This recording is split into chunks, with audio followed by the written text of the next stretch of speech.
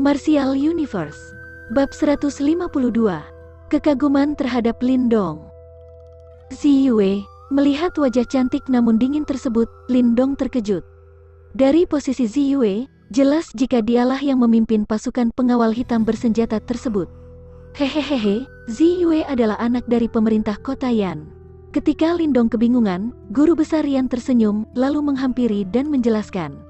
Mendengarnya, Lindong tiba-tiba paham. Tak heran mengapa dia merasa kalau orang-orang di Serikat Master Simbol sangat menghormati Ziyue. Ternyata karena dia juga menduduki posisi penting ini. Selama ini, seluruh perhatianku terfokus pada menara Master Simbol dan tidak tahu banyak tentang hal-hal yang terjadi di luar.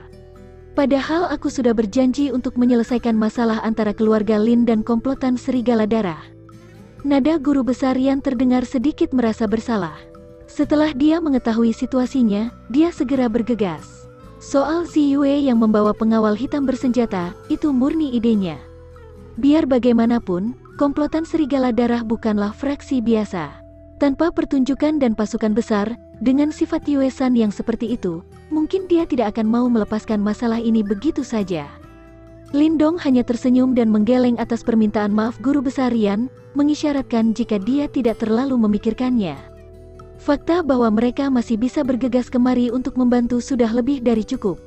Dalam beberapa bulan terakhir, bocah ini sudah melibatkan Asosiasi Seribu Emas, Serikat Master Simbol, dan juga pemerintah kota. Melihat tiga pasukan besar yang berdiri di belakang Lindong, bahkan orang sekuat Yue-san pun merasa tidak bisa berbuat apa-apa. Dia selalu berpikir jika keluarga Lin tak bisa menahan satu pukulan. Namun pemandangan di depannya membuat Yue-san mengerti, jika di masa depan nanti, keluarga Lin akan menjadi satu dari fraksi terhebat di kota Yan yang tidak bisa diganggu.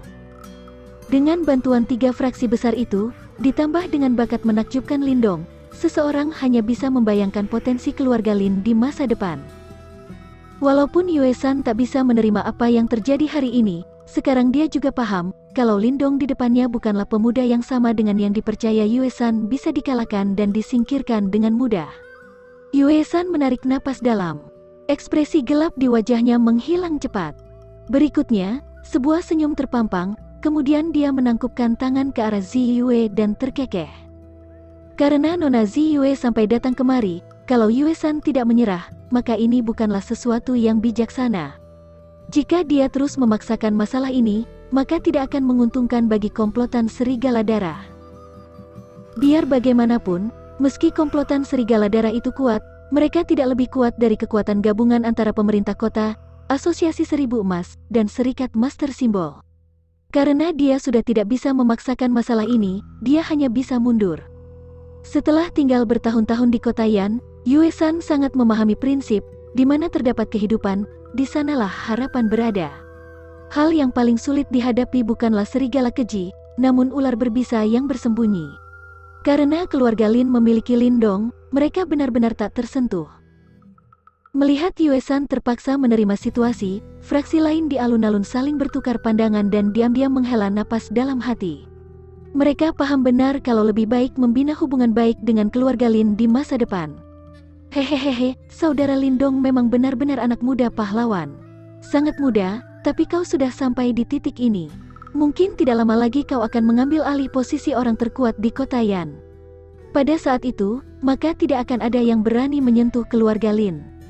Yue-san berjalan sembari berujar dan tersenyum. Dia tampak sangat ramah, seolah tindakan keji dan tanpa ampun sebelumnya tak pernah terjadi. Lindong terkekeh. Dia bisa mendengar provokasi di kalimat pria itu. Dalam sekejap, dia membalas. Ketua Sekte Yue-san berhati besar. Aku tahu ketua akan bisa mencapai hal-hal besar nantinya. Untuk masalah hari ini, kuharap ketua tidak menyimpan dendam pada kami. Kalimat Lindong menempatkan tiga fraksi besar itu di kubu yang sama, dan mau tidak mau membuat mereka menjadi musuh Yue-san. Senyum di wajah Yue-san berubah sedikit kaku. Tak lama kemudian, dia kembali normal. Dia tidak menyangka Lindong bisa mengeluarkan kata-kata itu di umurnya yang masih muda. Tidak. Kesalahan kali ini ada pada Sekte Pedang Hantu. Jangan khawatir, saudara Lindong. Hal pertama yang akan kulakukan setelah kembali adalah menyuruh mereka mengembalikan seluruh batu yang Yuan yang sudah mereka curi. Yue-san terkekeh, kemudian menangkupkan tangan ke arah Ziyue dan yang lain. Karena masalah hari ini telah selesai, aku tidak akan berlama-lama di sini. Nona Ziyue, kalau Anda punya waktu, tolong sampaikan salamku pada Bapak Gubernur. Ziyue mengangguk sebagai balasan. Yue San pun tak berlama-lama di sana dan berbalik pergi. Saat dia berbalik, senyum di wajahnya meredup, lalu sebuah kilat dingin melintas di matanya. Hari ini, dia nyaris kehilangan seluruh harga dirinya. Ayo pergi. Ketika dia berjalan melewati Guiyan, dia melirik ke arah sosok menyedihkan Guiyan dan tak bisa menahan untuk memaki. Tidak berguna. Kalau Guiyan bisa membunuh Lindong di pertarungan mereka, masalah ini tidak akan berkembang sampai seperti sekarang. Alasan mengapa pemerintah kota, Asosiasi Seribu Emas, dan Serikat Master Simbol membantu keluarga Lin adalah karena Lindong. Jika Lindong tewas, aliansi itu tak akan bertahan, dan mereka tidak perlu repot-repot membantu peperangan melawan komplotan Serigala Darah. Tentu saja, meski dia memaki Guiyan, Yue San masih melambaikan tangan dan menyuruh orang-orang Sekte Pedang Hantu untuk membawa Guiyan pergi. Tanpa berlama-lama lagi, Yue San memimpin komplotan Serigala Darah dan meninggalkan alun-alun dengan sedikit angkuh. Melihat komplotan Serigala Darah yang mundur bagai ombak, fraksi lain di sekitar sana pun tidak berani tinggal lebih lama. Mereka buru-buru pergi, takut jika Lindong mengingat-ingat mereka dan membawa masalah untuk mereka. Karena itu, dalam beberapa menit saja, alun-alun yang padat dan berisik menjadi lebih kosong. Kali ini berkat kalian bertiga. Lindong menghela napas lega setelah kerumunan di sana pergi.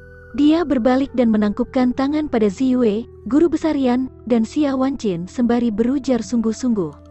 Hehehe, aku tidak menyangka kau bisa menggerakkan orang sebanyak ini. Xia Wancin terkekeh. Sejujurnya, dia cukup kagum dengan fakta bahwa Serikat Master Simbol dan pemerintah kota sampai datang membantu. Walaupun guru besar Yan cukup dekat dengan Asosiasi Seribu Emas, jika asosiasi mereka benar-benar berperang dengan komplotan Serigala Darah, bisa dipastikan jika Serikat Master Simbol akan tetap ada di posisi netral. Untuk pemerintah kota pun sepertinya sama. Namun hari ini, untuk sebuah keluarga Lin, kedua fraksi netral di kota Yan sampai membantu di saat bersamaan. Hal seperti ini jarang terjadi selama beberapa tahun terakhir. Lindong ini bukan orang biasa. Penilaian Xuan Su memang tajam sekali. Sembari terkagum-kagum, Xia Wancin juga merasa lega Asosiasi Seribu Emas mereka memiliki hubungan dengan Lindong. Guru besar Yan tertawa dan berujar, Serikat Master Simbol Kota Yan milikku berhutang besar pada Lindong. Bahkan kalau aku tidak bisa datang kali ini pun, Master Simbol lainnya pasti akan datang menggantikanku. Ayah bilang kau adalah orang yang layak dibantu. Ziyue menatap Lindong dan berujar dengan nada acuh. Kata-katanya membuat Lindong terkejut. Dia tidak bisa memahami, padahal dia masih belum bertemu Pak Gubernur yang misterius itu kan? Hehehe, Gubernur Ning telah mendengar aksimu di Menara Master Simbol dan juga kemampuanmu. Dalam beberapa tahun lagi, mungkin kau juga bisa menjadi seorang Soul Master Simbol. Seorang Soul Master Simbol sangat menguntungkan untuk diajak bekerja sama dengannya. Ujar guru besar Yan sambil tersenyum. Soul Master Simbol? Mendengar tiga kata itu, ekspresi Xia Wancin termenung sesaat. Tak lama kemudian, dia melihat ke arah Lindong dengan sorot terkejut. Seorang Soul Master Simbol bisa disamakan dengan praktisi tingkat Recreation Stage. Bahkan di seluruh dinasti Agung Yan, kekuatan semacam itu dianggap tingkat papan atas. Jika Lindong bisa mencapai tingkat itu, pasti sangat menguntungkan untuk gubernur. Kalau Yue San mengetahui hal ini, dia pasti menyesal telah mencari masalah dengan keluarga Lin. Guru besar Yan terlalu berlebihan. Tidak ada yang tahu apa yang akan terjadi di masa depan nanti. Lindong terkekeh dan tidak berkomentar banyak. Setelah mengobrol sejenak, Ziyue pulang terlebih dulu sambil membawa pengawal hitam bersenjata bersamanya. Sementara guru besar Yan dan Asosiasi Seribu Emas pergi dari sana satu persatu. Ayo, kita juga harus kembali. Melihat semua orang telah pergi, Lindong pun menengok dan tersenyum ke arah Lin Zentian dan yang lain. Lin Zentian mau tidak mau tertawa pahit. Awalnya, keluarga Lin tampak tak punya pilihan lain selain menyerah. Namun Lindong telah membalikkan situasi dan membuat komplotan Serigala Darah buru-buru mundur. Ditambah lagi, mereka tidak berani protes sedikit pun. Beruntung sekali keluarga Lin ini memiliki cucu sepertinya. Lin Zentian menghela napas panjang. Di wajah keriputnya tampak sebuah rasa terima kasih dan kebanggaan. Situasi yang sangat intens berakhir dengan halus. Tak hanya komplotan serigala darah dan sekte pedang hantu yang sombong itu gagal mencapai tujuan mereka bahah sampai kehilangan muka. Saat berita kejadian tersebut meluas, kota Yan jadi riuh seperti yang diperkirakan. Kini para pengamat tahu kalau pendatang baru di kota Yan ini memiliki kekuatan yang mengerikan. Tentu saja, mereka sangat paham kalau di belakang semua ini hanyalah seorang pemuda yang belum berumur 20 tahun. Bagaimanapun juga, setelah kejadian itu, sudah tidak ada lagi orang di kota Yan yang berani mencari masalah dengan keluarga Lin. Toh, komplotan serigala darah saja gagal, bagaimana mungkin mereka berani mencoba mencari masalah? Menggunakan komplotan serigala darah dan sekte pedang hantu sebagai batu pijakan, Lindong telah menunjukkan cara bertarungnya. Karena itu, posisi keluarga Lin di kota Yan menjadi sangat kokoh, sehingga tidak akan ada lagi yang berani menantang mereka.